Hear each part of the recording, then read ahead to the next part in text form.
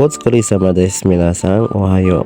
Ngayon ay sasampay mo ng senpai ng mga nilabang damit bago pumasok ng company.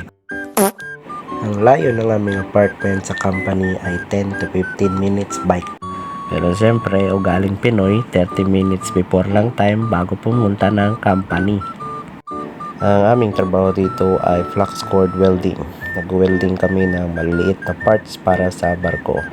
Sa aming gemba ay sama-sama kami. Meron kaming mga Tagalog, may Bisaya, may Bicolano, may Ilocano, at kung ano pang lahi nating mga Pinoy. Padalawang taon pa lang ako dito sa Japan, pero okay naman.